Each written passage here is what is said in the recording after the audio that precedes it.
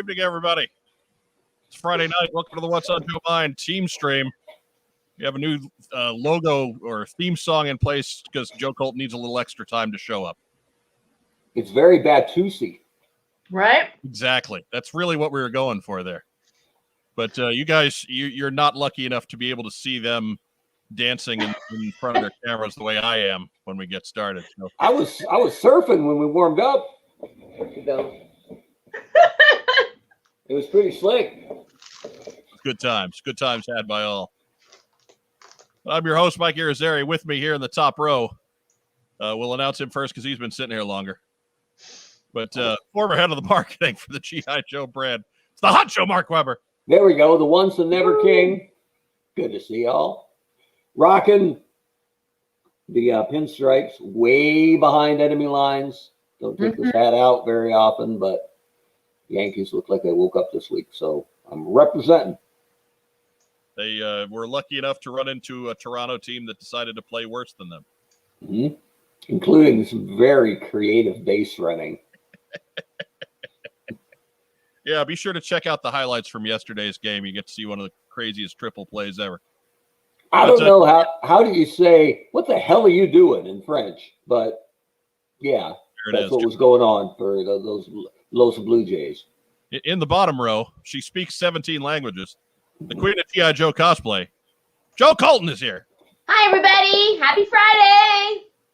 And Joe Colton, before we got started here, you were guest hosting on another show again. Yes. And you didn't tell us in advance again. So I got asked today. You realize you have access to all of our social media. You know, you can. I know. You can plug whatever show you're on. It doesn't have to be our damn show.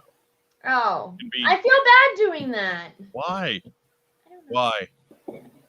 You're on it. It's not like it has nothing to do with us. That's okay. That's true. It's true. I don't know. I feel bad.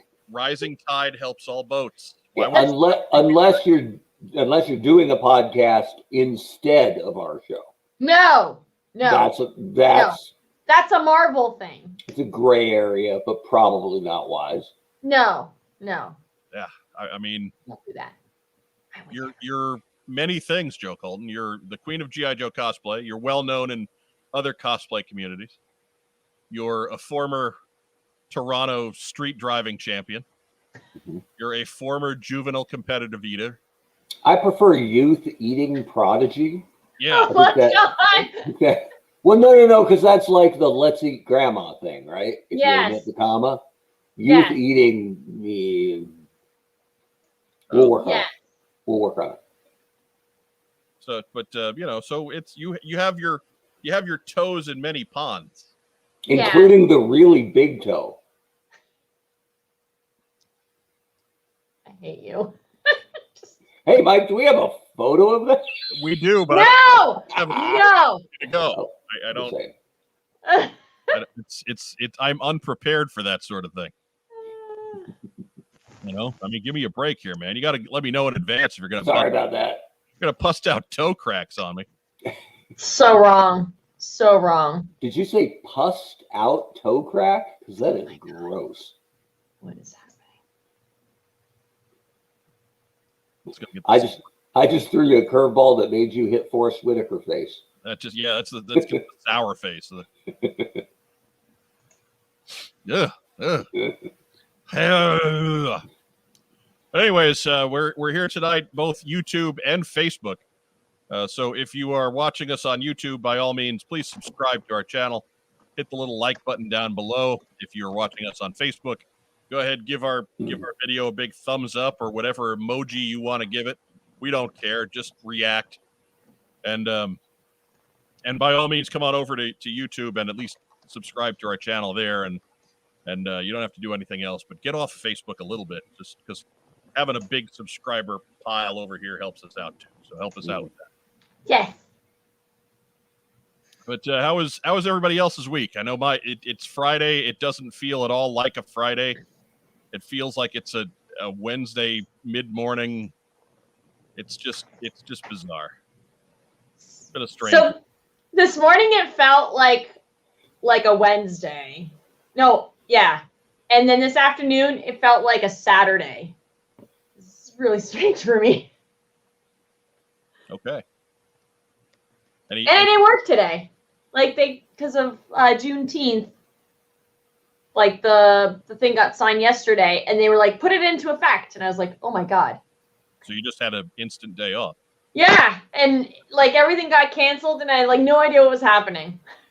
All right. I wish I could have a day that just everything instantly got canceled. It never happens. Like on Thursday, I was working till like 7 o'clock at night. I mean, I think it's great that that's a new federal holiday for us right there. Yeah. Something that's long overdue to recognize something like that. So, good for our federal employees being able to observe the holiday today. That's a good thing. But man, it doesn't work that way for those of us working the retail monkey world. Oh, we got rained out. We had a big storm roll through, and so nobody came to visit us today. They were all staying home and hunkering down. So was it a paper football showdown? Maybe it would have been if either one of us knew how to make paper footballs. Fair enough. Anyway, that's a life skill, Mike. There's got to be a YouTube video on that. One that I've let lapse is the problem. You go back 30 years, and I'm a paper football making machine, kicking field goals all over the place. But yeah, but not so much since probably 7th grade. Not nearly so much. Good luck if you get trapped on the Benatar with Nebula.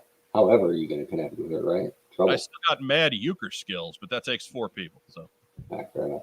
Not nearly as good. So, anyways, it was a busy week in the world of G.I. Joe. Excuse me. And perhaps marked by its ease. So why don't we eschew all further discussion and let's get to the news. I have no theme song for the news. I apologize. She's the theme song. Thank you very much. I think Joe Colton would get upset if I put her out of work that far. You'd have to find something that could work with the Dukes, and then we could talk. But we'd have to have some kind of dry run. Right. And in order to have a dry run, Joe Colton would have to be here more than 2 minutes before 9. So that's she was on another podcast.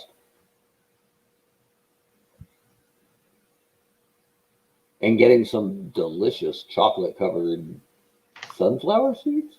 Mm-hmm. Is that even good? Mm-hmm. All right. Yeah, those are actually incredible. Never had it, but I'm the Fritos with cottage cheese guy. So I might have to go back tomorrow and get the rest of these from the shelf. My fear about your snack of choice is that I wonder if that means you're out of fully loaded potato chips.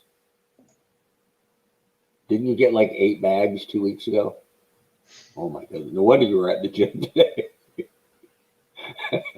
Now, Joe Colton, because I ate 8 bags of ketchup chips. Oh, ketchup chips, that's right. I did briefly see your activity on that other podcast. Ooh, there we go. Oh, by the way, I did mention what's on Joe Mind. Nice. Hey, you didn't say what it was or what we did, but you did mention the swear jar. So before we lose track here, let's stay focused on the ketchup chips. Here's my question to you, and if it's too personal, just say pass. When there is another shipment, will Wes get to try some of them then? I gave him a bite of a few this time. And he didn't like them as much as you did. He loved them. Oh, did he? But I don't share them. Apparently not. This is why we put together care packages for the wrist lock. To keep him fed? Well, no, she feeds him, but nothing fun. Nope. For as little as $1.50 a day, you can sponsor a man in if you go down to our greater DC metro area. You go to our coffee page there. That's what we do with our money. We send care packages to the wrist lock. Feed West. So please dig deep and support the wrist lock's ability to eat snack food And maybe buy some swears for the Joe I Colton. got him pickled cauliflower. After you buy all the cool stuff. That doesn't sound like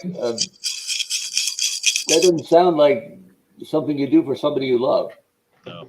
He wanted to try it, so we got it. Well, And what does he think now? It's all right. It's a brave man, that Whitlock.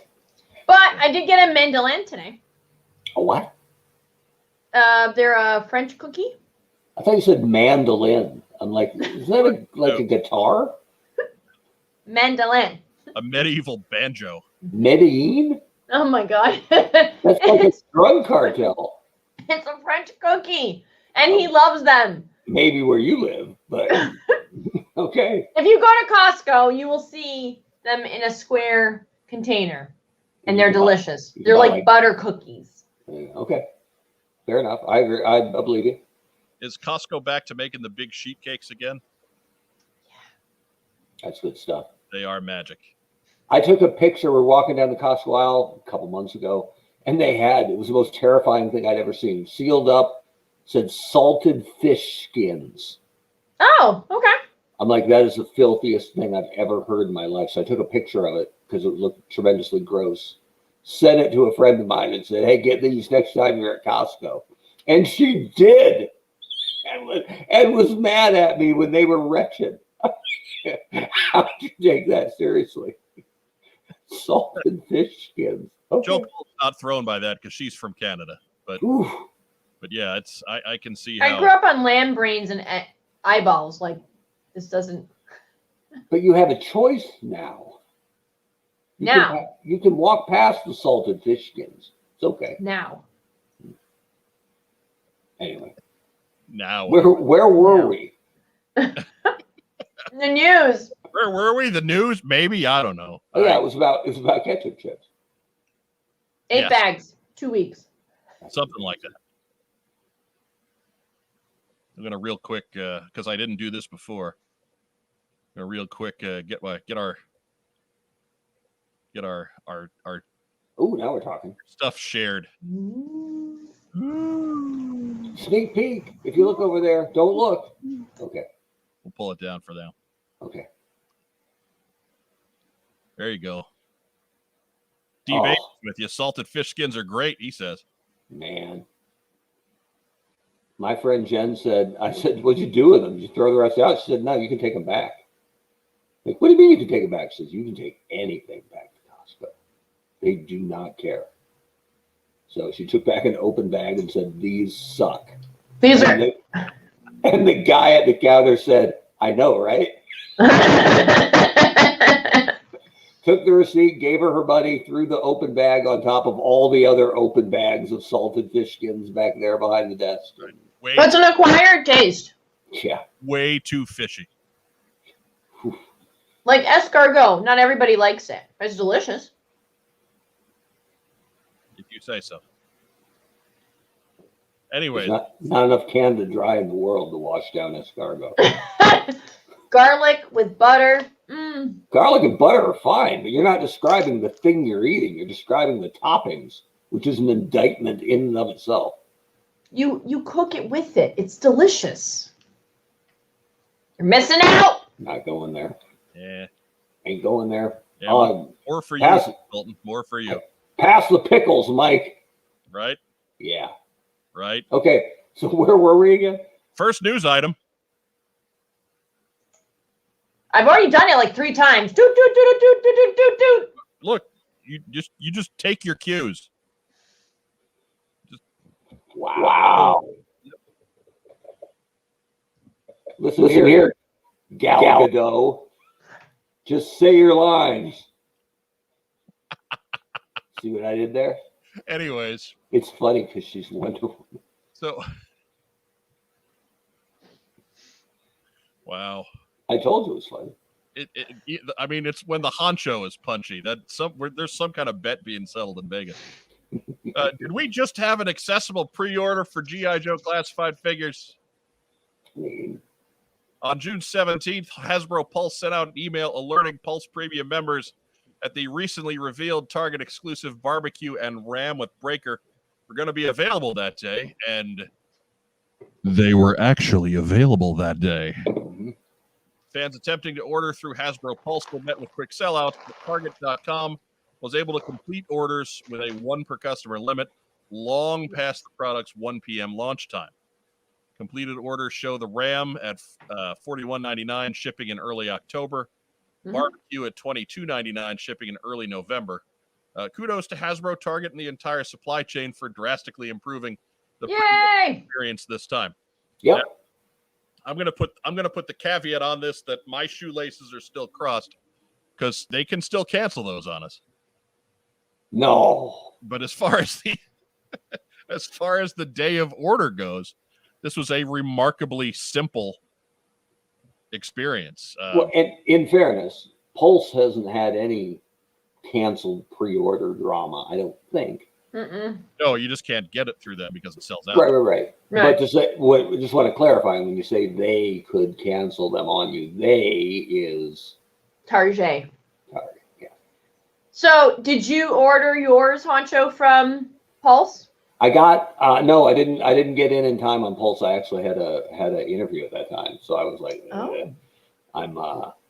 I'm indisposed at the moment, but I don't have any problem ordering from Pulse. I've got probably a third of my classified figures from Pulse. Okay. But I'm not a premium member either. And did it actually bleed over so the bourgeois, the warlocks of the collecting world were able to get it, or was it just premium? I got contacted by Sean, and Sean had ordered his.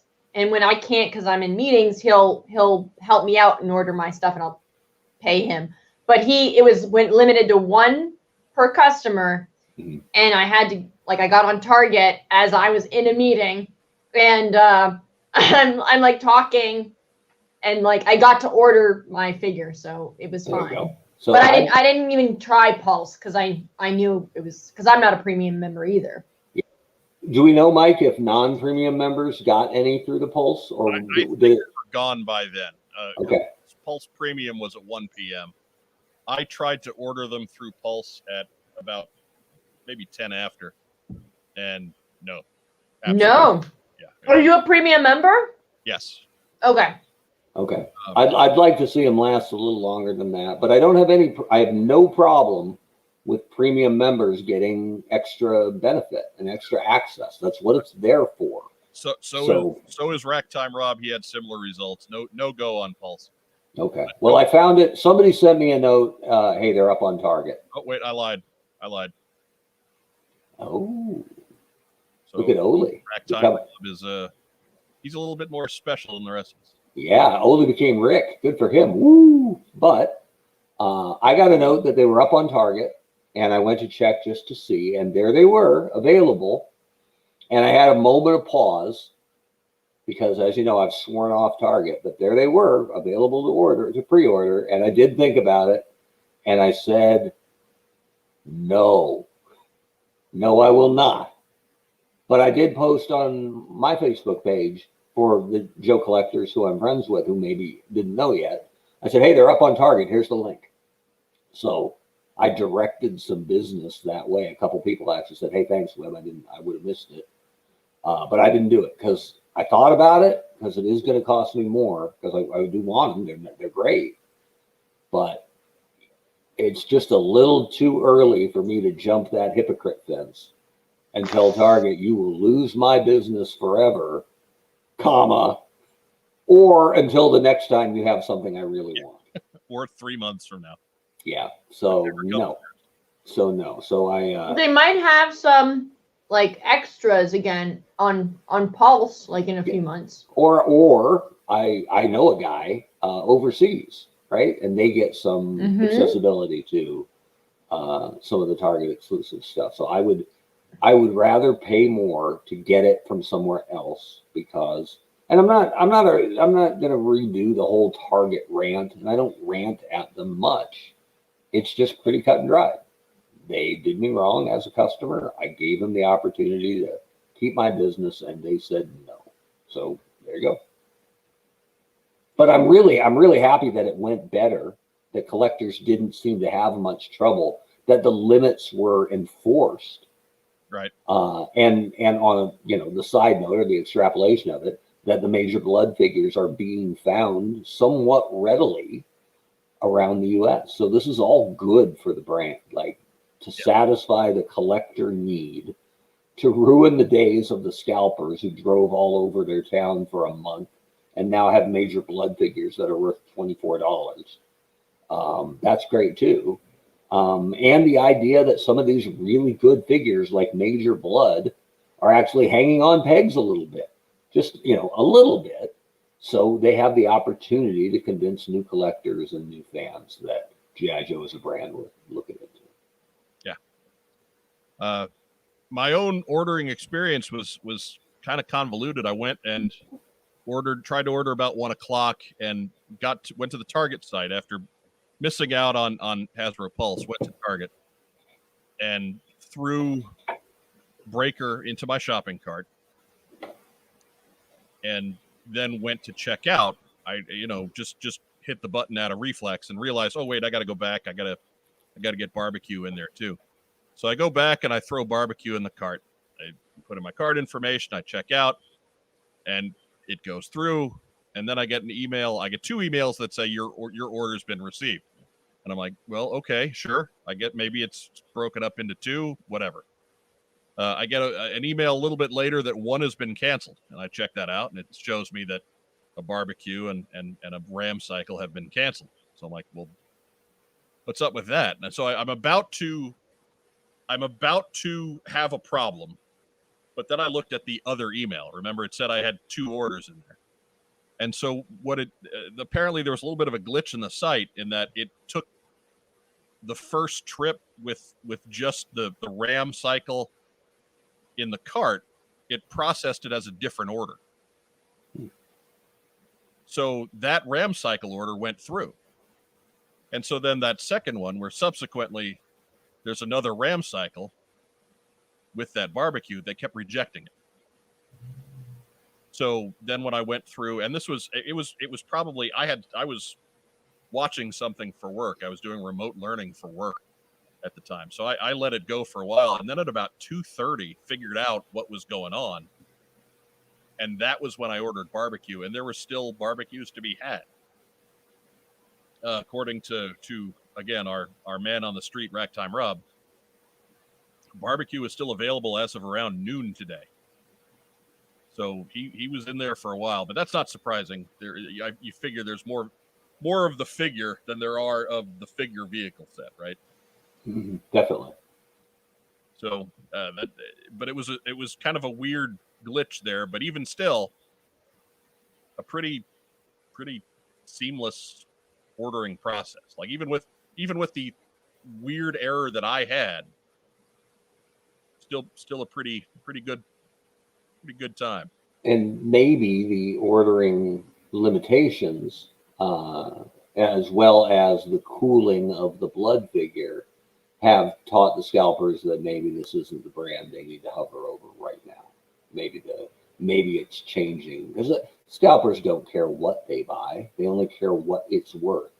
And if Joe's not hot, they'll find whatever else is, hotter than expected or shorter printed than expected, and they'll be in the Hot Wheels aisle or wherever, right? If you've run into one of these guys, and I say guys because they're pretty much always guys. I don't know about that, Mark. Really? Yeah, no. There's all kinds of Facebook groups out there, and what's it called? Etsy groups and of ladies who are just basically trying to make an extra buck while they're out doing their Target run or their Walmart run. Okay. Well, I hope that wasn't sexist of me, but I've never seen or recognized a scalper female in the wild. But I have seen pictures from those groups. Okay. Yeah. Where it's, hey, this is a hot item. If you see one of these going past the toy aisles, pick it up, and then you can sell it on Mercari later or sell it on eBay later. And okay. So it's not just guys scalping. You need to get on one of those Disney sites for like scalpers. Right. They are. If you thought Joe scalpers were bad, those ladies are like cutthroat, vicious. So you're telling me Disney is the scalpiest place on earth? Yeah. Who knew? Right. So, a great time ordering from Target. Good job, Target. Good job, Hasbro. Glad we got that worked out this time. Mm-hmm. Lord knows, I wasn't going to be able to handle it anymore if this was just another universally negative experience. Yeah. I couldn't take it anymore. Hey, and I'm generally an optimistic guy, so I really hope you get those Target pre-orders, Mike. Really. It's and we're not, I don't like to think that we're not a Pollyanna kind of channel. We're not just hitching our wagon up to the Hasbro train and going rah, rah, rah for everything they do. No, I like to think that we're fair here. I like to think we've been fair, whether it be Target or the club or whoever else is putting out product. Oh, for 10 years of what's on Joe Mind. I think we've tried to be fair. But man, just the negative train lately has just been a little too much to take. So I'm just glad that whole element just has to be quiet for a little while. Yeah, I mean, it's been a nice wave of positive emotion for the brand because the reveals were really good, right? People were very happy with what they showed. And now, lo and behold, it didn't take long for them to be available, and they weren't too hard to get. So, building sets and remote control vamps aside, it's been pretty positive around here. And speaking of the remote control vamp, while we're talking about it, I can't find my thing. That sounds like a personal problem. Right? There it is. The Jada Toys Remote Control Vamp Mark II is available for pre-order from Entertainment Earth for $49.99. Expected ship time in October. So, Joe Colt, have you jumped on that train yet? Not yet. But I will. $50. It's a great price. That's less than we expected it to be. Yeah. We were saying like $60 to $80, right? That's what I would have thought. That's what I thought. Yeah, $50 is a great price. Can we play a game show? I want to play a game. Okay. It's called What's Wrong with This Packaging? Do I have to buzz in? Do you see it? Do you see it? Absolutely. I mean, Mike Irizarry. Okay, it's that they've got the Awe Striker on the front, not the Vamp. Yeah. But there's more to it than that. I don't know if I can zoom in here. No, probably not. But dig that Awe Striker. What's funky about that Awe Striker artwork? What's different about it from maybe when you saw it before? It's going the other way. It's going the wrong way. So what's that do to Crankcase, the driver? Puts him on the British side. Puts him on the British side, doesn't it? And is the Awe Striker a completely symmetrical vehicle? No. What's on one side that's not on the other? Dusty. I'll give you a clue. It's got a big hose attached to it. Dusty. Well, yeah, but also the camera, right? That's a good line, actually. He always got the hose attached to him. Boats and hose. Yeah, the camera is also a giveaway. So I tried to zoom in real close because it also has G.I. Joe and United States across the hood. And if you merely flip the image, it would invert the lettering as well, right? But it looks like they fixed that. Sure. So while they were putting the Awe Striker picture on the Vamp box, they were correcting the United States on the hood and the G.I. Joe on the side. And I'm surprised they didn't change G.I. Joe's or Gung Ho's Marine hat to something a little less Marine while they were at it. There is no tattoo, of course, on his chest. But again, it's not that big a deal. This is still what looks like a really fun toy at a really good price. But isn't it a bit of an indictment of it has to be the marketer has to sign off on this? And yeah, I know I'm biased here. But I really don't think I'd kill him that often.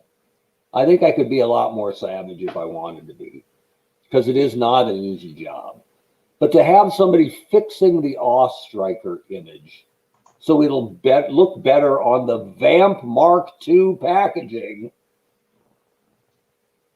it would be less of a screw up if the G.I. Joe was backwards and the United States was backwards. And they were just like, just flip it, we'll be all right. But at some point in the process of reworking the image, the fact that it looks, other than the wheels, that it looks nothing like the vehicle. It's not even the same damn color. That never occurred to anybody who's got oversight on this brand right now. Yeah, I mean, it would bother me more if we were dealing with official merchandise. But it's still approved by the same people, or it used to be. I don't know how it works now. But for licensed product, this would have come across my desk back in the day. And wow, if the number of people who saw this didn't catch this, okay. You'd have been busting skulls. I would not. Skulls. I would not. And yeah, I missed stuff over my career. Sure I did. But this is a bad beat right here. A bad beat. Again, it would affect me more if it was a official merchandise, but it's just kind of a dopey remote control vehicle. But the point here, Mike, is it might be official merchandise next time, right? They didn't miss this because it was unofficial merchandise. They missed this because whoever was looking at it doesn't know the brand. Yeah. See, Viper Scout has the easy fix there. They should have just slapped Snake Eyes on the box. Yeah, like they did on the Lego sets, right? Mm-hmm. Where they slapped a version 1 Snake Eyes picture on it with a version 2 figure. Who cares, right? Of course, that's $3.99 at the Tuesday morning. So. But so what, right? So it shouldn't be important to get right? I don't know. I guess in my mind, there's just a hierarchy to that stuff. So it's not going to sell one more or one less, and that really is the bottom line. But as a fan, you have to wonder, what's next? What's strike 3? It's the slippery slope. Yeah, it shows a problematic, laissez-faire attitude towards this brand, and that's a problem. I mean, when Snake Eyes makes $1 bajillion at the box office, they'll change their tune. Hopefully. I mean, I really am and always have been an enthusiastic fan of the brand. So let's go. let's show it the respect it deserves as the brand that saved the entire company at least twice. Some say Probably 3 times. 3 times. Maybe Some 4 say, if this one comes up. So just saying. Next news item. Snake Eyes G.I. Joe Origins has been raided by the MPA. In an item first reported by Histank, the new movie will be rated PG-13 for violence and brief adult language. In similar news, Henry Golding revealed recently that a full trailer for the movie was forthcoming. I think that was later crisped up by the studio saying that we're going to get a trailer on Monday. It will likely be soon now that we've got a rating to put on that trailer. It was really only a matter of time. So Monday for a full Snake Eyes trailer. And that took long enough because that sucker's rolling out in 4 weeks. PG-13 for violence and brief adult language. Mark Weber, are you upset that there's no nudity? I mean, Henry Golding's gorgeous. So, He's dreaming. I mean, yeah. Who, I mean, if you're gonna, I mean, that used to be Snake Eyes' best side, right? You don't see him from the front. But PG, I mean, I think we all knew this would be PG-13. There's no way this was going to be rated R. And if it was PG, I mean, oh my God, the backlash. Well, there's guns in it, so there's no way it's getting less than PG-13. Yeah. So yeah, it is where it should be. And let's hope. I mean, the hope for me for this kind of stuff, and as it always was on Transformers, is that yeah, PG-13 is where it should be, but a soft PG-13, at least as far as language goes, right? Like, Joe Colton, are you upset that it's only brief adult language? No. Like, I didn't expect it to be swearing, but maybe 2 fucks. oh, Like, you don't get 2. why? You get 1 in PG-13. No. You can do like a fuck and then a fuck, and then it like gets cut off. That's 1.5, right? That's PG. That rounds down. That's a PG. You get 1 4-letter word in a PG. But not the F-bomb. Does shit count as a 4-letter word now? No, you can't F-bomb in a PG movie. Yeah. Why? Yeah, you can. One. Name one. Name one. Once. Name one PG movie with an F-bomb in it. Well, Transformers the movie. The Little Mermaid. No. There's no F-bomb in the original Transformers movie. Yeah. No. Yeah. Isn't that what Spike... Hold on. Let me check with the guy who worked on the brand. No. Not 1986. There's no F-bomb in that movie. Man. I'm sorry. Racktime Rob, get on that. Yeah. No, you're allowed. Anchorman was a PG. X-Men First Class had a fuck in it, and that's a PG. No, it isn't. Yes, it is. That's not a PG. That's a PG-13. Yeah. Is it? Yes. Anchorman is not PG. He calls her a smelly pirate whore. Charlie Garrison gets us. Not the said, 4-letter word. He says shit. So yeah, when the moon base is going to explode. There you go. I my mistake. I misremembered the wrong expletive. Where's the apology jar? Also brought to you by All School Stuff. Hold on, I'm going to get one from Joe too. Anchorman, Legend of Ron Burgundy. Sorry. She's just talking out her ass. She don't know what she's talking about. I'm looking it up on Google now. Anchorman is a PG movie. You're just crazy. It is a PG-13. That's right. Rick kills a guy with a trident. I haven't actually seen the movie. What?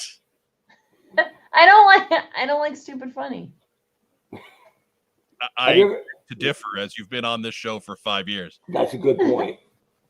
Have a stupid funny. Oh, have you seen Step Brothers? No. Oh my god. Road Trip. My goodness. I even hate Spaceballs. Yeah, I can see that. Spaceballs kind of annoying. Great, but annoying. But wait, until like 6 weeks ago, you didn't like Disney movies. Oh, I'm arguing with a ghost. Yeah, she's gone. You didn't like Disney movies 6 weeks ago. Yes, so the girls got me by making me incorporating food. I have a lot of questions during the movies, like why is this princess constantly touching her skirt? Why does she keep like screaming? Why is she crying? Why does she believe her stepmother is really a nice person? Like none of this makes sense. Why is a dude cutting this girl's long hair with a broken mirror? Why is it perfect? Why is this redheaded princess with the bow such a badass? Right. Yeah, redhead. Why can she understand when her mom, the bear, is signing to her? In fairness, Joe. Language is the same as people sign language. Yeah, in fairness, Joe, I think she barely understood her. Yeah! Doo-doo, doo-doo. That's my CSI Miami open. I'm more concerned that Joe Colton does not understand any references in regards to the Catalina wine mixer. No. Nope. That troubles me on a spiritual level. Sorry. Let's go. Dane Cook pay-per-view, 20 minutes.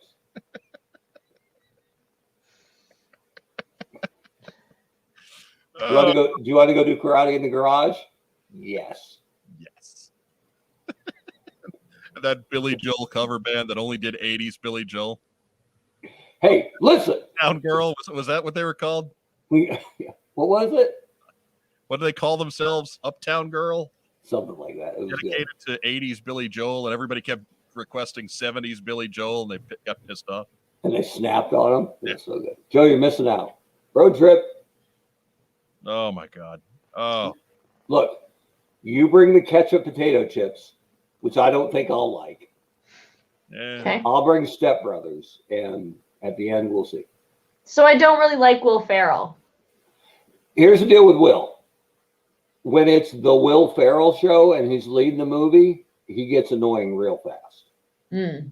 But when he gets to pick his spots, like Wedding Crashers, he's incredible. So it's all about the amount and the expectation for Cousin Will. I also don't like the other dude that's with him in that movie. Oh my God.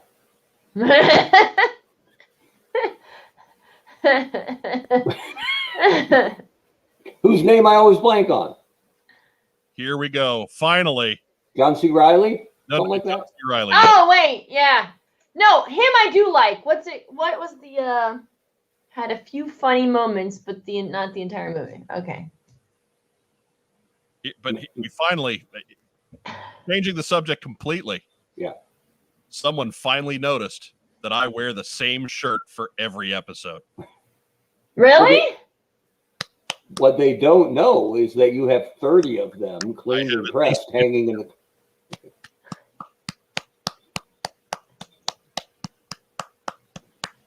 Moment of applause for Charlie Kukulski. If that is his real name. Sir. Well done. That was something that I've said to Rob in the past. I'm just waiting to see how long it takes somebody to notice that I wear the same shirt every single week. Yeah, it's now his Friday shirt. Yeah. And now I just realized I can't pull off the David Caruso with a hat on. So be ready next week. Oh, yeah. Yeah. Do-do. I never saw that until now. I was today years old. Now we're talking. Now I can't unsee it. Right? No. Right. Like in my head, he looked like you. Right? Oh, I appreciate that. Matter of fact, I think I sent you a message this week, right? Talking about Carrie Ann Moss. Mm-hmm. And I was very careful to phrase it. I think she kind of looks like you. Points right there. Yes. Yeah. Biff McConkey-Donk lies and says, we noticed we were just too polite to ask if you couldn't afford another shirt. We're close to that point, but no, I do have other shirts. In fact, this shirt, I came home from work. I threw this on. We'll get done. I'll change into another shirt. So it's just I'm only going to have this on for an hour and a half today, and I'll wear it Tuesday or whatever. But it's your Super Bowl jersey. Yeah, something like it. But it's very definitely just I'm wearing this until they notice podcast shirt. How long was the run? I missed it a couple times, but it's going back to pretty much the beginning of things. Mm-hmm. 10 years? No, just since we've been doing video. Oh, okay. Just check. God, there were episodes of the audio. Stark Raven naked. Say no more. No, that's not true. Pantsless. Party on top, but party down below too. Yeah, that's what I'm talking about. Okay, moving on. Finger guns, everybody. Finger guns. Moving on. Charlie. Good for you, Charlie. Good job. Got to figure out some kind of a prize for Charlie. Maybe a Step Brothers DVD. It's right. We'll autograph it for him. We will. Right. But now you We'll said get will autographs. No, they'll get our autographs. You said will autograph it for them, and I didn't want them to be confused. We don't know Will Ferrell at all. We'll autograph it. Yeah. USC fan. Right. Moving on. I'd say you can't throw stones at that one there with Herm Edwards getting in trouble this week. Oof, telling you. I guess that's why your former agent turned athletic director shouldn't hire a former client without interviewing anybody else. Seems kind of hanky. Next news item. 3-0 shows off a dead game variant of a Snake Eyes figure. Toy maker 3-0 has released images of a new red-clad Snake Eyes based on his appearance in IDW's limited series Snake Eyes Dead Game by Rob Liefeld and Chad Bowers. Figure is available as a Big Bad Toy Store exclusive in North America and currently available for pre-order. The 1/12 scale figure is packed with accessories and retails for $149.99. A non-refundable $15 deposit is required on each order, and it's limited to 1,300 pieces. And we do have just one image of that stored up in here. Let me get that going for us. Get ready, Joe.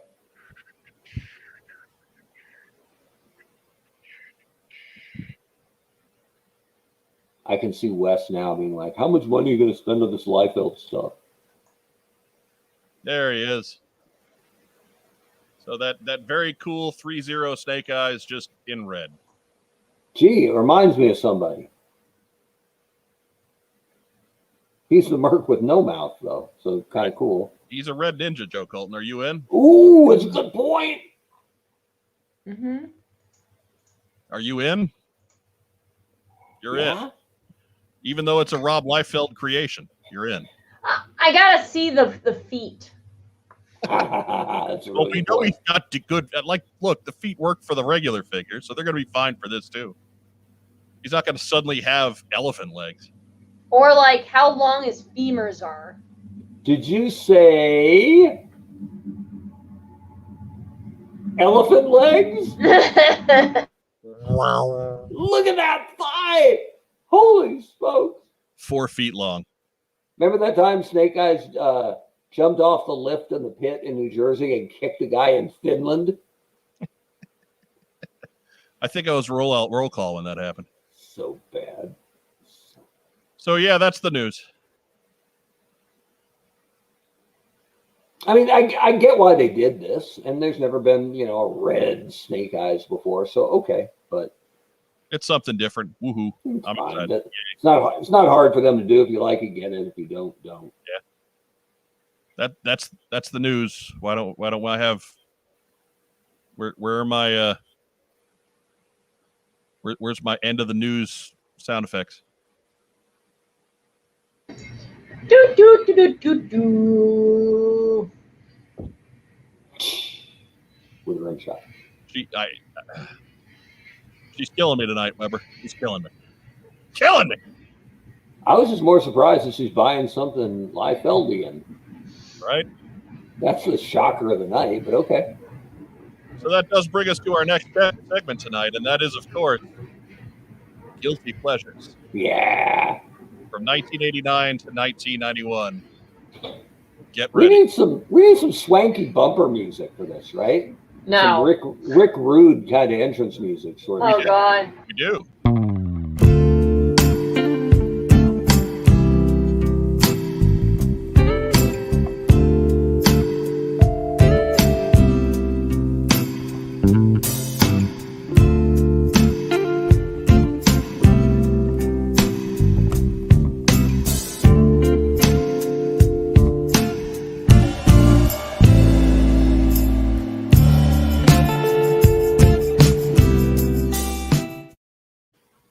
That's breathtaking.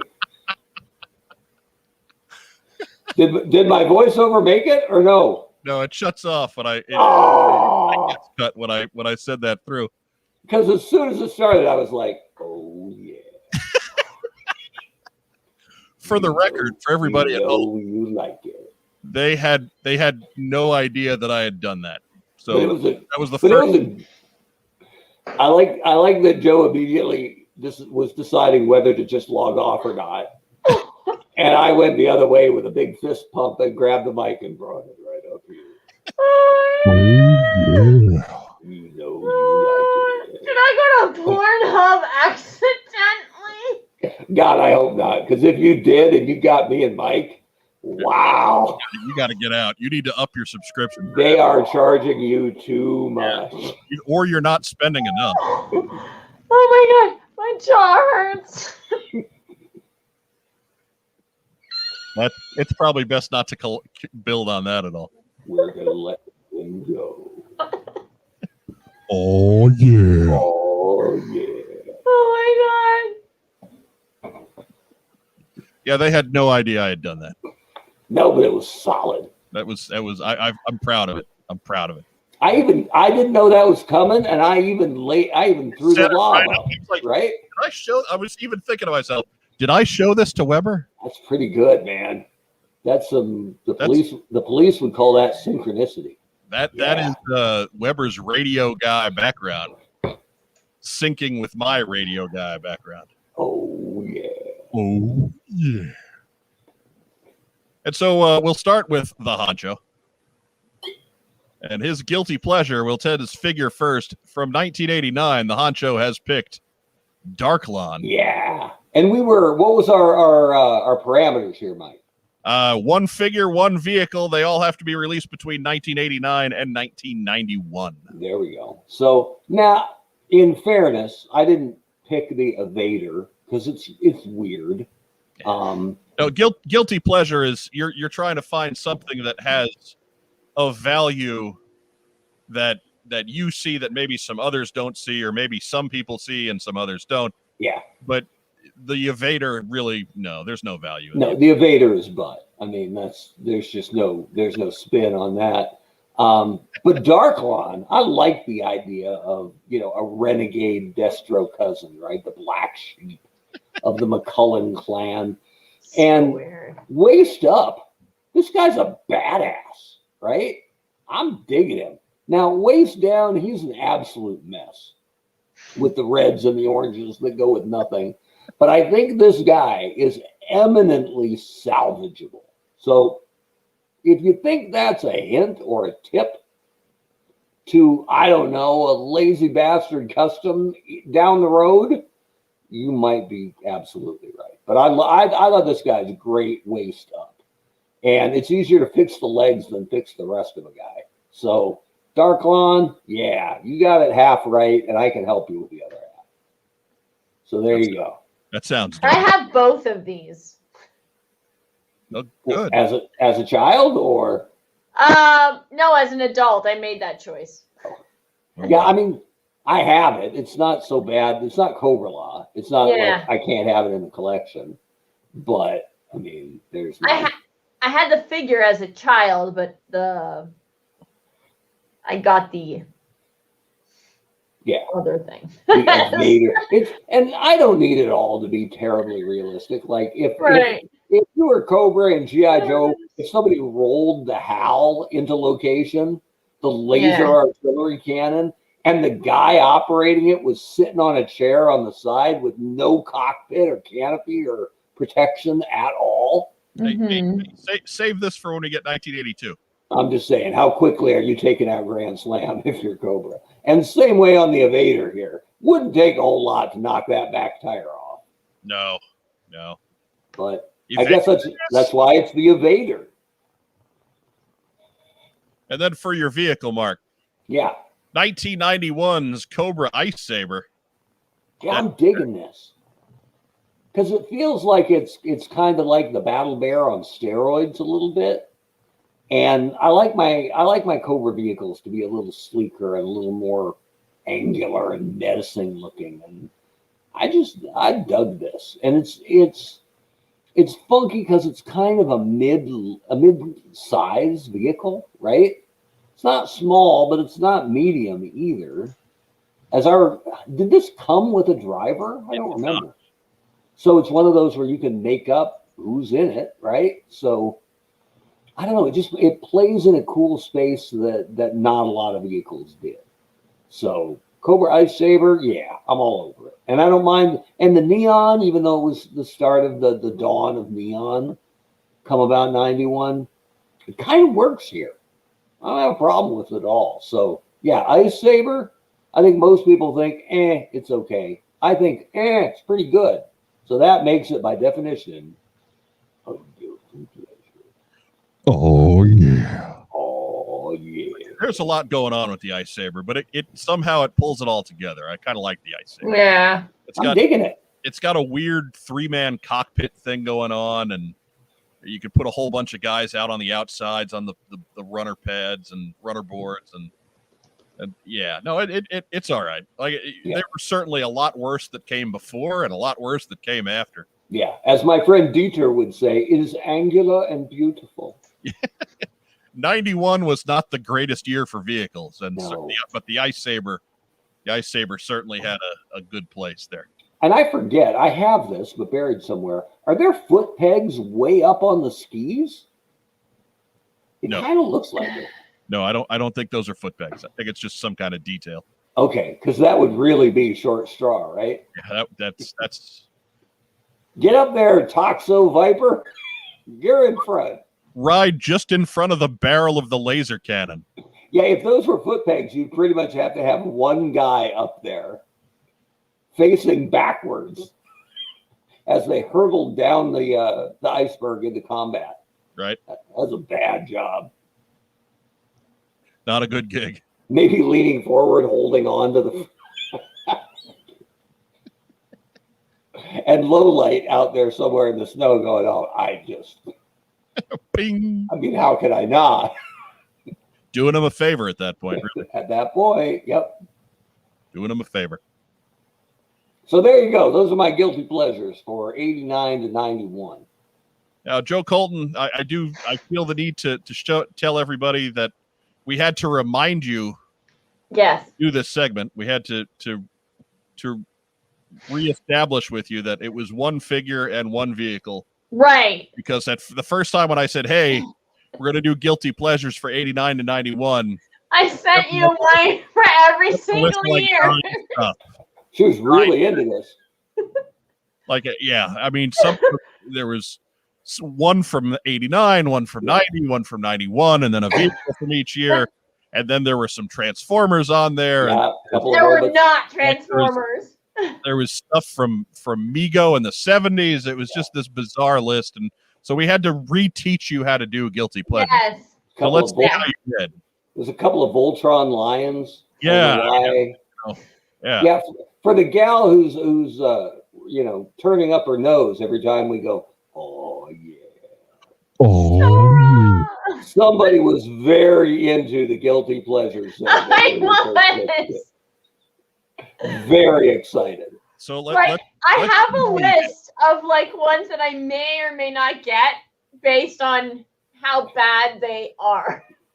I'm not sure that Joe likes good G.I. Joe figures because she was way into this. Yeah. What do you think about Hit and Run, Joe? Ew. But Joe Colton, for a guilty pleasure, took the Target from 1989. Fly into It's ridiculous. Look at that smash down the earth. It's almost as bad as the Space Pogo, but so I love him because I love the colors. I like that he pops, and then like this, he's attached to like what looks like a shuttle. I don't know. Yeah. His shuttle backpack, his backpack. Oh my god! How he does not catch his feet are on fire in the photo. Like, I don't know. I like him. I don't know why. I think it's a great thing. I think without anything else, the pure win here is it looks like he kept misplacing his stupid ray gun blaster. Yeah. And Destro went, you know what? Fine. I'm gonna tie it to your wrist like the stringed mittens you had as a child. Oh my god! The Target landing back at Castle Destro, and they're like, "Where's the gun?" Oh man, you did not again. I was stuck on this shuttle backpack. I can only control one thing. I don't think it looks that bad, but the Target is just absolutely batshit crazy in regards to what they do. Their whole job is to fly way high in the air, hurtle down and crash into the earth, everything along their way. Without breaking their Flash Gordon ray blaster. Yeah, I mean, it's just craziness. The other thing I like about him, is the shield. So he's in a helmet with like what you would assume is a space shield, right? Mm-hmm. But no, he's got the other part of the shield that comes down, and it's just a big ball. Literally, so he can't see nothing. He can't see anything. As he hurtles from space down towards the earth. And then loses his weapon. I'm betting that weapon probably isn't that expensive. It is now. No. On eBay, it's probably not that bad because no kids lost it. Right? It was always on a tether. Right. Just makes you wonder. In the comic book world, how many of these guys just wound up at the bottom of the Gulf of Mexico? Right. And if this guy wasn't in any of the D cartoons, was he? I don't think so, no. Because if it's by Sunbow rules, he would have crashed and left a fiery crater and then come walking out of it, right? Being like, hell's my gun? I had it a minute ago. You see him hit the ground and there's a big explosion, and then he pops out of the top in a parachute. I'm all right. I don't know if you guys saw this or know this. In his other hand, because Mike's photo is wonderful because he's got that nice pose. But in the other hand, he's supposed to have a joystick that's attached to the shuttle. That is image courtesy of 3D Joe's, by the way. Yes. Credits there. So I believe our friend Biff McConkie Donk is responsible for that one. And that's you can see it in the packaging, right? Right above the blind you from your own impending doom face shield. Nothing like controlling a meteor-powered jetpack with a joystick. There we go. Phil Donnelly helping us out here. He did show up in Operation Dragonfire. They just use him as a filler Cobra, though. Nothing special about his appearance. So there you go. I bet he didn't have a gun. Poor guy. It was clipped to his arm. He didn't see anything. Is it possible that's a water gun? Look how bulbous it is, right? Like it feels like it could squirt water, maybe. Oh. Yeah, Joe, I think you're winning this round. This guy's pretty tremendous. Look, it's guilty pleasure, and my God, she was laughing that hard. I haven't seen that in a while. Yeah. And they made a second one, right? There's a Target B2, I think. Yeah, there's two, and that's it. I can see that, though, because I could imagine them looking at the finished product and going, hey, we could probably do better. I like his pink grenade belt that he's carrying into space. Yeah, hey, Destro, what's the op? Okay, here's the deal. We're going to strap 12 grenades to you. We're going to put a suborbital jetpack on you. We're going to blindfold you and give you a water gun. And then we're going to shoot you head first in the vicinity of G.I. Joe headquarters. Cool. I'm in. Yeah, I'm in. What's up, chums? I'm in. Let's do this. And then for a vehicle, if you could possibly top this. Oh. Joe Colton rolls out the mobile battle bunker from 1990. And as I one comment about the mobile battle bunker will stay the same. That thing holds a lot of corpses. Yeah. Holds a lot of corpses. Weird that she chose a Transformer for Joe Arden. So, first of all, I love the name. And then I also like that it compacts. Or expands, depending on your point of view. It's just, yeah. I do like the guard on the front. Forgot the name. Oh my god. The cow catcher? Yes. You just push all the Joes all the Cobras that you can find with the Joes. Slide on the side, folks. Battle bunker coming through. I don't think it has enough guns on it. I'm just telling you. It needs more weapons. I like that when you first typed it up, it was the mobile beret bunker. Yeah. And I thought there were going to be, a bunch of girls in tutus and yoga pants jumping out, which would be I hate my phone. striking, but Yep. Goodness. But yeah, mobile battle bunker, of course, best known for being the vehicle that the Joes in Trucial Abysmia, after they were getting mowed down by the Saw Viper, they were the ones that the eventual survivors escaped in. Mm-hmm. And they loaded up all the dead Joes onto that thing. And so it really was the hearse. Yeah, it really was there. So that's why it's known as carrying a whole lot of corpses. Oof. I don't hate it. Yeah, I can see. My favorite bit is what was the driver that came with it? He didn't have one. Right, because ain't nobody signing up to drive that piece of garbage. I also like that, like, there's seats on top. Like, it's so tall and not realistic, like, because it's angled. Like, where? Yeah. If you put Roadblock in the driver's seat up there, way in the back, don't you think? Yeah. That thing's got tunnel rat written all over it, right? Oh God! All right, who's shorter than 5'2"? All right, you're driving the bunker. Oh.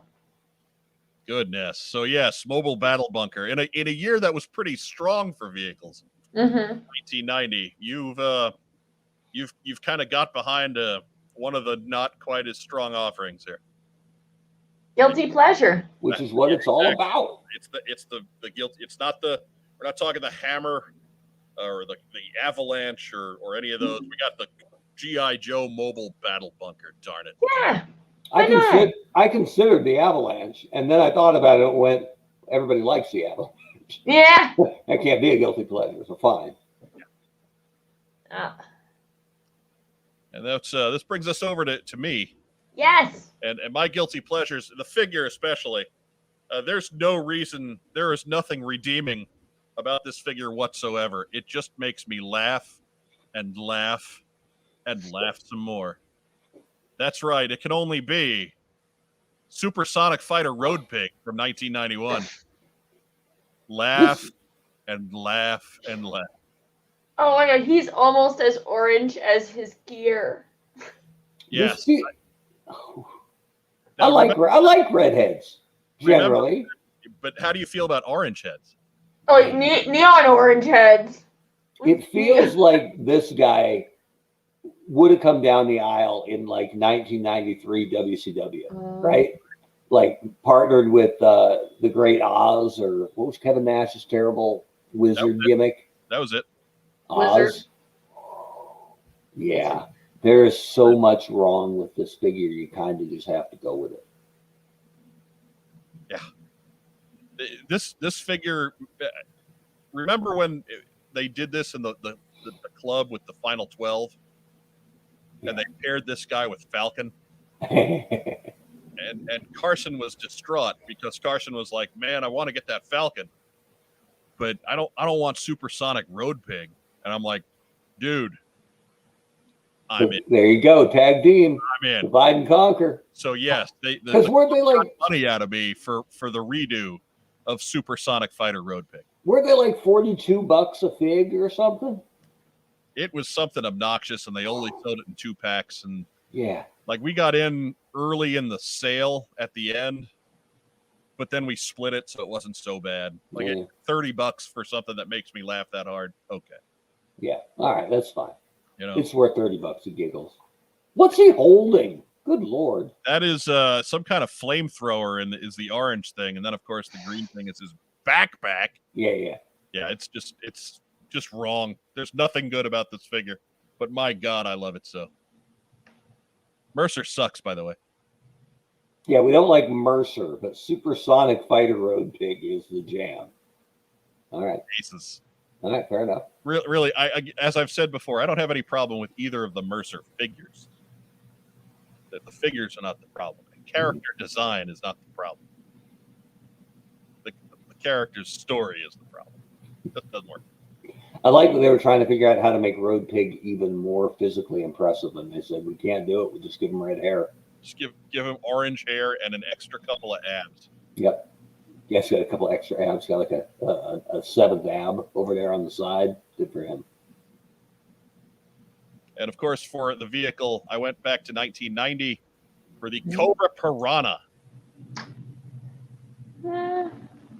which I don't think gets its due, man. I think the Piranha is legitimately cool. I think the paint job is what ruins it. I don't mind the maroon. The yellow. Yeah. Because if you made this dark green, you made it olive green instead, and make this a Joe boat, Like You'd a be like, Christmas hell's toy? yeah, all day long. But I don't agree. that yellow doesn't scream Cobra. But I think that as far as the armament goes and the functionality of it, it's just supposed to be some little super fast disposable boat that they just overwhelm with numbers, right? And so I just think this is a win on a functional level. I think the Piranha doesn't get enough legitimate love. I think it requires a hat switch. So now we're talking. Put Sparky in there. That's a Sun Devil boat if I ever saw one. Rod Tidwell could drive that boat. Reggie Jackson would drive that boat. Pat Tillman would drive that boat. Now we're talking. Barry Bonds could not drive that boat because he's too big. It would missiles would hit him in the head. It would sink. Yes, yeah. Just be popping wheelies the whole way. Yeah, it'd be this mobile battle bunker on the ocean. Cobra always got the shaft and naval stuff, but what we did get in boats from Cobra, I always thought were pretty cool. You know what? I'm going to dispute that because the hydrofoil is amazing. Amazing. The bug is pretty awesome, and for being right, and the hammerhead is tremendous. I don't know it well enough. Oh, with the little submarines that come off the sides. So I think there are some wins in that Cobra Navy. Now, there are some big misses. Definitely. Battle barge. Okay, but yeah, there's some wins out there for Cobra on the water. And I agree with you. I think this is a cool boat. I wish it had a little bit of a windshield. Just a little one.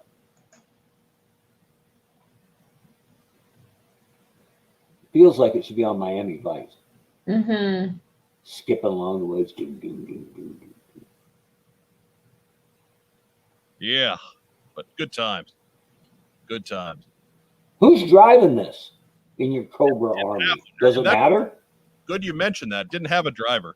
That's another reason why I like it. I think it looks just as good with the figures that came out when it came out. Like it works with the figures that came out 89, 90, 91. But you could put a Cobra Trooper in there and it still looks all right. Yeah. Like it's got a kind of just a universal look.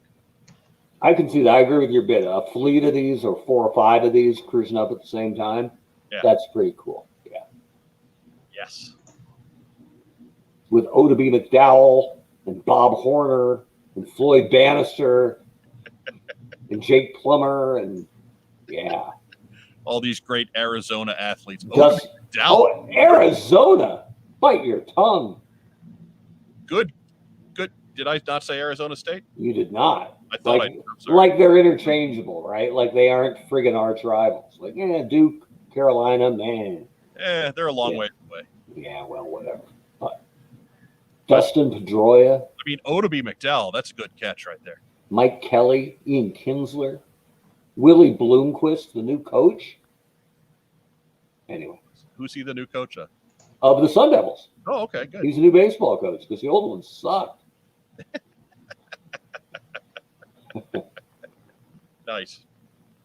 So anyways, that is Guilty Pleasures. And I would have to give that whole segment an oh yeah. Oh yeah. Oh.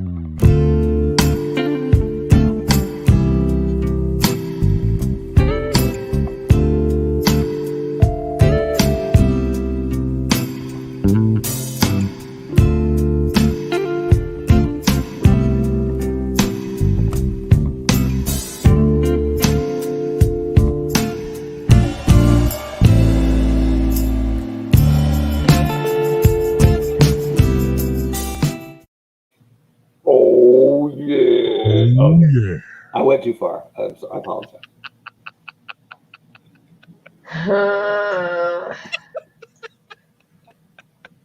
No, Colton, I don't know why you're so upset with that. I guarantee you, when you see the metrics of this episode, it's going to spike on this segment like you wouldn't believe. Right. And then just have a cavernous fall as soon as we move on. As soon as we get away from Guilty Pleasures, everybody checks out. And we'll figure it out. Next week, Guilty Pleasures 3. Starring Shannon Tweed and Andrew Stevens. Okay. Yeah. Spoken like a guy who rented a lot of videotapes to people in high school. There you go. Okay, that makes sense then. That makes sense. I was going to challenge your squeaky clean image there, the honcho. Come on, man. And I remembered a lot of video cassettes. I'm a paladin. Thought you were a lava bear. Well, you can be both. It's fine. A lava bear who speaks in sign language. Right.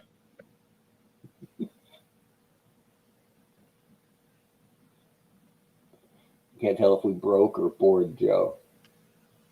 Either one. Both. I'm making motions like the worst third base coach in history. Phil Nevin. No, he's just the sickest. Yeah, he's back tonight. He's been Good back. for you, Phil. He's good. Yeah. Thankfully, he's good. Mm. But that, what does that roll us into? I don't know where we're at here. What we got? Great moments in chest cut history. Post sock. No. Remember, post sock is going to be its own show, so we're not doing post on the main show anymore. How about great moments in chest cut history? No, because that's all of them. No. Oh, look at this. Look. We don't want to hear you say things are brutal. No, it's one image. Look at this. Okay. Pop it. Pop it. Look how good they look. Right? If you're into that kind of thing, could you imagine how much worse they'd be with a giant cut right across the chest? So kudos to you, McFarlane Toys. You got it right. They look great. Mm-hmm. All right, that's all I got. All right. So what'd you get in this week, Mark Weber? Oh, actually a couple things. From my boy, I know I'll say it wrong, Daker, up in New Hampshire. He was like, hey, Webb, do you have a... And no, I didn't. So, little cost plus shipping. I certainly appreciate the help because I hadn't been out to get it yet. And I made fun of the leg circumference of this figure when we first saw him. And it was just the angle or the glare off the bubble. He's fine. Matter of fact, he's really, really good. And we haven't had a stalker figure in too long.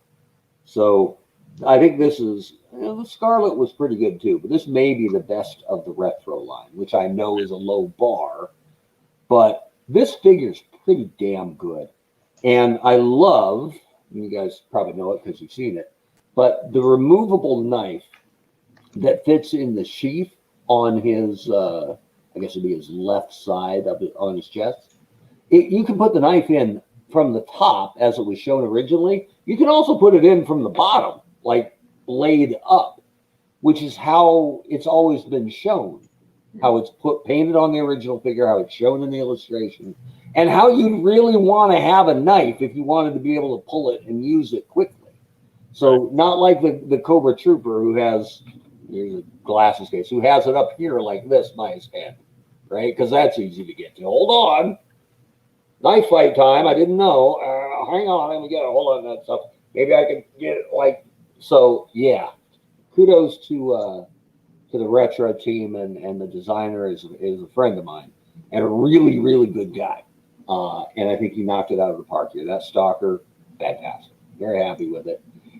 The second bit is a piece of a vehicle that's going to be attached to a vehicle custom that I've been considering that somebody else did first, and I'm going to rip off. But I got this guy right here, right? Not the whole whirlwind, but the key part of the whirlwind, and especially cool to get it with the covers on it, right? Because I don't want to pay extra for covers. So I got this little jammy, and that one is to be continued. There you go. That's what I got in.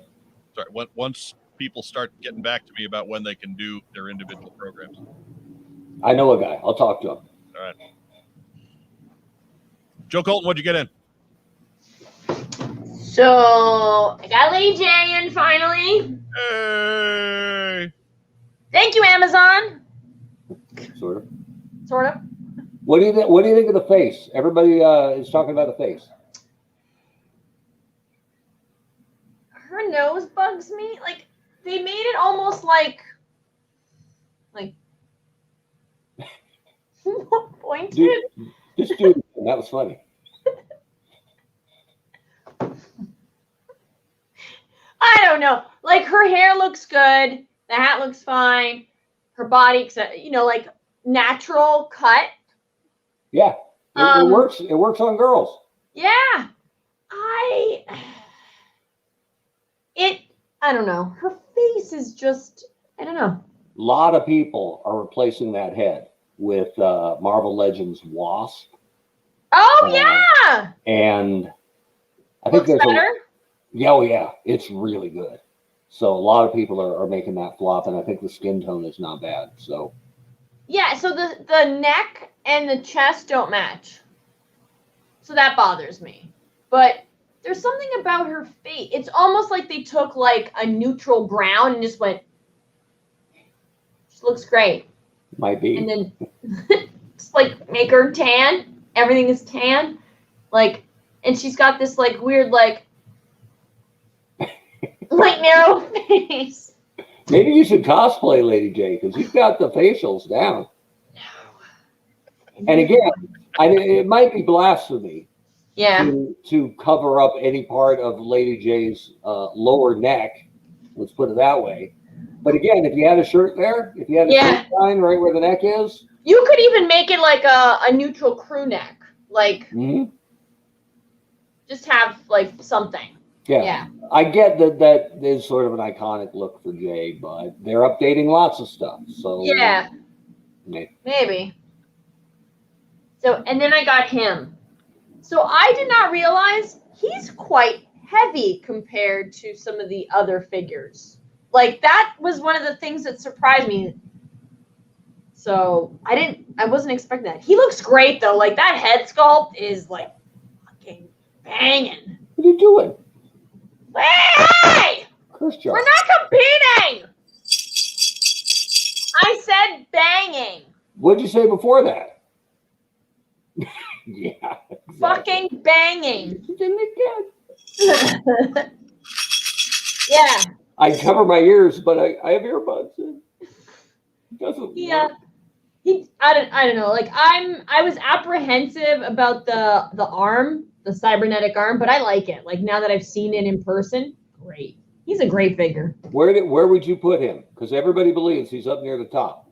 Yeah. Classified pigs. Yeah, I think he comes first now, and then Destro.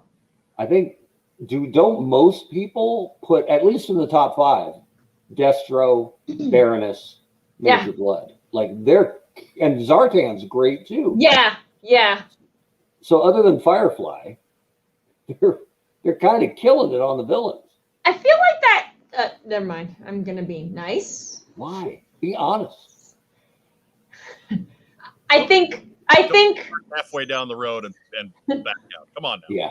I think based on those figures that are like very well done, whoever did Firefly like made the design and then his kid went at it and then he got drunk or got on acid and then made a figure. Man, see, now I feel bad. Now and you told me to go for it. Just 100% Venom. Maybe he had a really good design, and then they're like, "Hey, we got this deal with Burlington Coat Factory. We got to throw a giant like metal parka on it." Or instead of making him a bomb maker, let's pretend he's undercover as a bomb disposal guy, and then is like trying to trick everybody. Right. I can't wait to get that barbecue arsonist figure. It's gonna be great. I get it. I get what they were going for. I with you guys. I think. Do you? Because I don't. What were they going for? Well, they were going for a bomb disposal look, but obviously that's not what he does. No, and it's not. That's almost like somebody doesn't know the brand and is making figures. Like they and remote control Jeeps. They executed the wrong job function. Hey, wait! The GI Joes are going to bomb a building. Let's send Firefly in there. Send Firefly to take it down. He'll take it apart. It's so stupid. He's a hero. It's not good. It's not good. And I'll beat this drum one time. If you wanted to do an EOD trooper for Cobra, then do one. For God's sake, introduce a brand new character. Do you know what the fan base would do? As long as it wasn't lame, Yeah. They would eat it up. This brand was built on dozens of new characters every year. And when you flipped around the back, maybe there were one or two you were like, I don't know about Toxo Viper. But by and large, you were like, good Lord, I want all of them. Because they're all cool, right? Mm-hmm. New characters, new blood.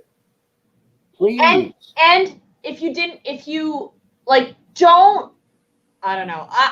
It was almost like they didn't know what else to do because they didn't want to promote a bomb man, like a bomb maker. So they're just like, oh, we'll just change him to this other thing. So he's not as bad. He's like an anti-hero, or maybe he's secretly a good guy.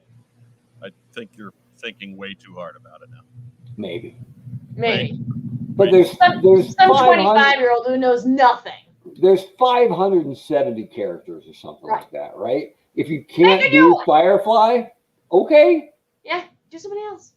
Cool. I would have rather them not done Firefly than made that. Yeah, don't do them wrong.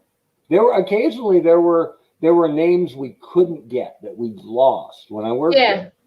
And when push came to shove, if I couldn't get something close, we won't make that guy. Yeah. Fine, we'll make somebody else. There's 500 of them. Or if you didn't want to put the bombs in with him, just make him in the gray and like the different camo, and that's it. Have him have a different head and a suitcase or something, like a briefcase.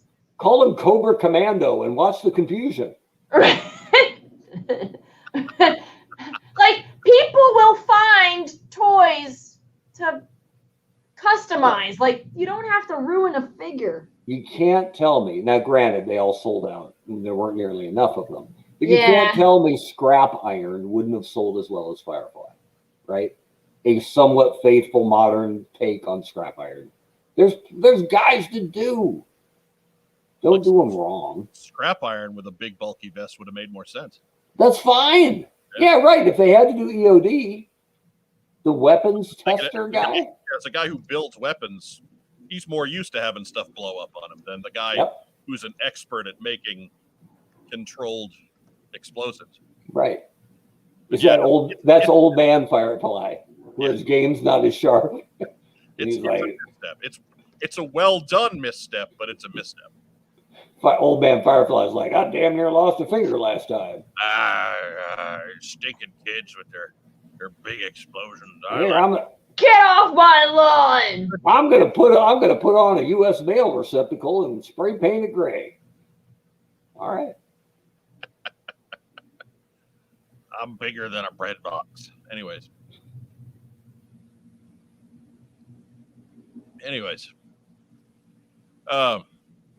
What else you get in? That's it. All right, that's it. I'll have stuff. Hopefully, they come in by next week. It's in relation to something of guilty pleasures. Nice. A 6-inch scale mobile battle wagon. No. So good. Or battle bunker. There was a battle wagon with full corpse rack. Yeah, Battle Wagon was 91. We had our chance at him this week, and nobody took Battle Wagon because there's no character there, just guilt. Yeah, nobody liked that. Yeah, just guilt. It's the vehicle that almost killed Kirk Bazzigian. We don't like that. Anyways, I don't know if I got this on last week's show or not, but this guy showed up in the mail, so that's really what I got. Past a bunch of pre-orders, so not a whole lot going on here in that regard. Mark Weber, give us some shout-outs. That's a good one. I'm going to give a shout-out, a pre-shout-out, because the hope is next week I can beam in from location. So for all of you Joe fans going to Joe Fest next week, I'm not, no hyperbole here. I am so excited to go. There ain't nothing like a G.I. Joe convention because it's just as much about the people there and reconnecting with people who love the same thing you love. It is. And it's been, and rightly so, but it's been so long since we've had a good convention just because of the pandemic. So I am so looking forward to Joe Fest next week. And, so spoiler alert, but a little peek behind the curtain, flying out from up here in Rhode Island. I'm going to be on the same flight as Ron Rudat and his wife. Yay! I have never met Ron in person. So we've traded Facebook messages. We're actually going to get together for lunch right when things hit last February. So to get to spend a little time with Ron on the way down, so I'm not attacking him at the show because he's going to be busy enough. So to get a little time to pick Ron Rudat's brain and just introduce myself in person, 12 or 10-year-old me would have thought that was pretty damn awesome. So for one of the guys, I mean, like I talk about the Mount Rushmore, right, of modern G.I. Joe being Kirk and Ron and Larry and I'm blanking on the packaging art guy. Hector Garrido. Hector, like they're the four, but and Hector's gone, and I've met the other two, but I haven't met Ron yet. I'm going to get to do that next week, so I'm really excited about that. And I think I'll be able to dial in for next Friday's show live from Joe Fest with a boots on the ground report. So for all the people going, for Ed for setting it up and inviting me, those are my shout outs. I am really looking forward to it. Good deal. Promise me one thing that I know other folks on the show don't provide. Plug the damn show. Oh, yeah. Because, sometimes people don't do that. In her defense, she has plugged the hell out of the show at every convention she's gone to over the last calendar year. Which is 0. Well, that's not her fault. Although maybe, no, not her fault. Yeah, I'll be the emissary. I'll be the representative. I'll be the what's on Joe mind avatar in Augusta, Are we gonna Georgia. have like you talking to people? He has a panel. Man on the street. Excuse me, sir. Yeah, you can. You can like call people over and we can ask them questions. I think the last JoeCon, the last JoeCon that I went to as a fan, I had such a good time because I love doing shows anyway. Whenever I was in a professional capacity for McFarlane or for Hasbro, loved doing shows and meeting fans because I was a fan, am a fan. But that last one I went to was so cool because I got to go to any panel I wanted. Frequently, I'm running the booth or setting up something or preparing the panel. So I got to go to any panel I wanted. And I really, really thought that I would be a ghost at that. I would just be bopping around and doing my own thing. And I got recognized so much more than I expected. And everybody was so nice to me and super appreciative and thankful. And like, I think I have a good rapport with the fan community because I'm a fan too. But I mean, really, I was on Joe for 2.5 years when they were making 11 items a year, right? I didn't get to cook with any groceries. I didn't have any tooling spend. We did the very best we could with very limited items. But over the grand history of G.I. Joe, I only had a very thin slice of it. But the fans were so cool about it, and it really meant the world to me. So I love that experience. And I'm looking forward to revisiting that kind of camaraderie among all the Joe fans next Friday. Plug the damn show. Plug the damn show. When are you flying out? Thursday? Friday morning, really early. Okay. One of those 7 a.m. flights? Maybe 6:20 or something, right? I used to love those. And I'm going to be the guy going, Mr. Rudat, are you awake? Mr. Rudat, are you awake? Wake up, Ron. I got a question. Mr. Hasbro. Yep, that's me. Joe, That's me. shout it out. Well, first, if he's awake, tell him and his wife I give them virtual hugs and I say hello. I will. I'll do that. I love Virginia and her husband. And is her son going as well? I don't know that for sure. I know Okay. those. I know those two are definitely Those two are going? That's Yeah, cool. I don't know if the son's going either. shout out. I'm going to shout out to a fan, a close friend of mine and a fan. He's been going through a rough time, and he was brave enough to get on a plane and go over to California and film some stuff. And he was actually the lead in the film that he's doing, and he got to film with some pretty famous people from the Star Trek community and the original Captain Marvel.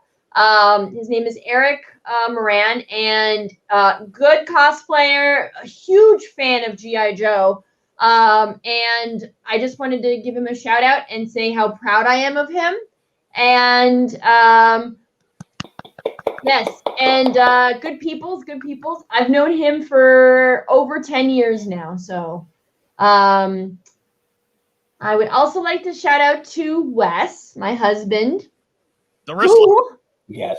is making a meal for tomorrow. Impromptu.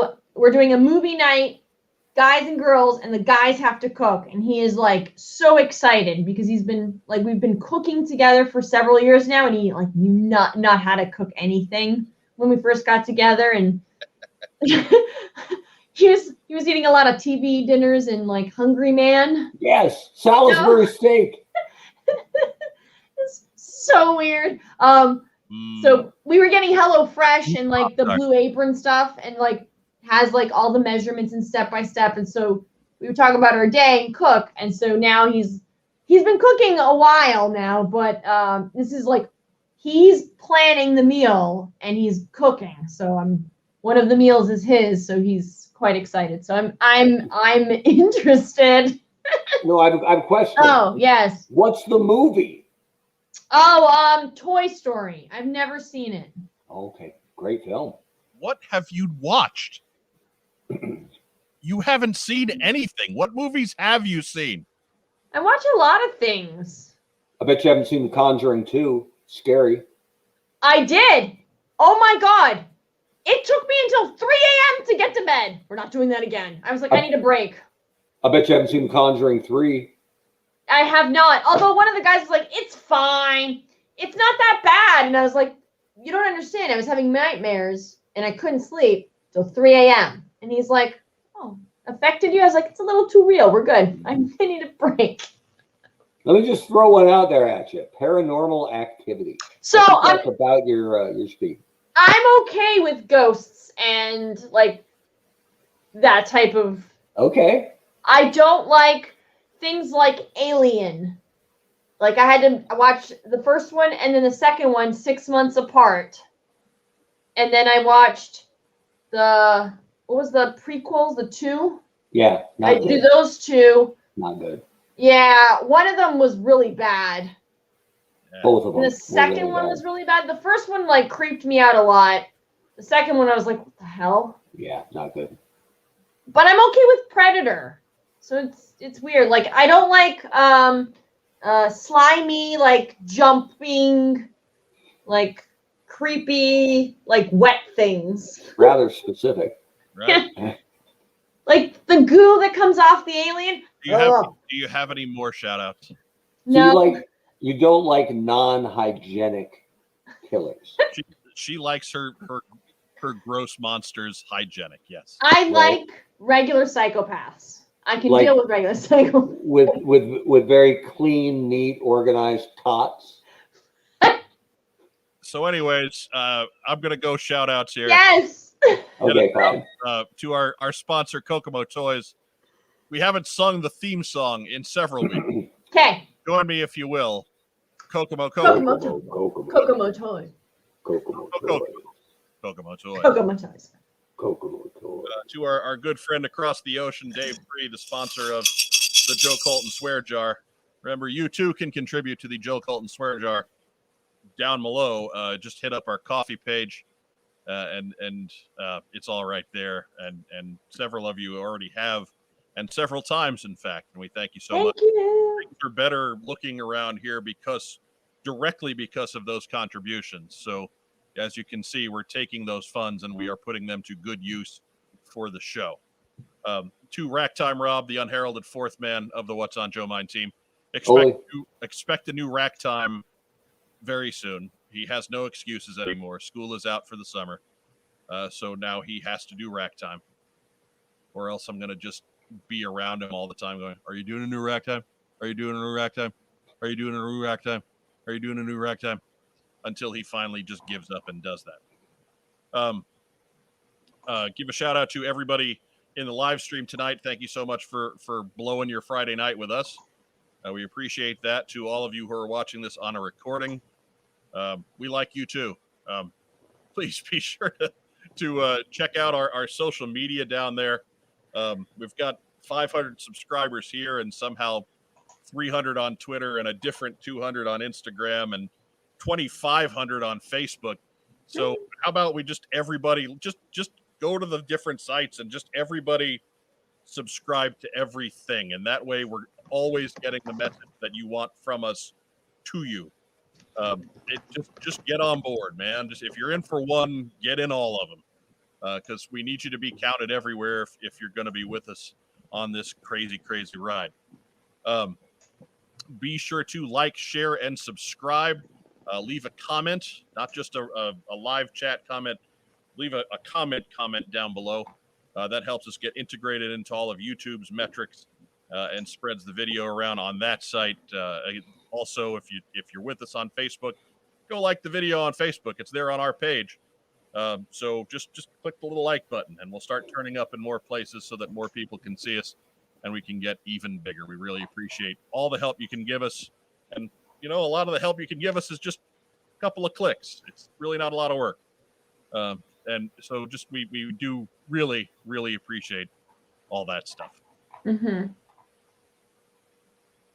Anybody else got any really quick last words? Because whether you like it or don't like it, you better learn to love it because it's the best thing going today. I'm not sure what any of that means. Yeah. That's a flare line. What's happening? Shame on you. I could have wooed at the end, but that's pretty much a giveaway. Well, you should have. Colin asked, why is he called Ragtime? Does he like old jazz? He probably doesn't like old jazz as much as I like old jazz, but it's rack time. Rack time. Rack time. Like the comic rack time. Yeah, it's anyways. You know who doesn't like old jazz? Joe Colton, because he's a transformer. And therefore, maybe she just likes new jazz better. I guess it's possible. Yeah. At any rate, again, please be sure to like, share, subscribe. Leave a comment down below. We appreciate your spending your hour and 45 minutes with us on a Friday night. Make sure you go out and get yourself vaccinated. Because, again, as soon as everybody gets that done twice and we wait another couple of weeks, you're as good as, back to normal. And that's what we really all want to get is back to normal. Yeah.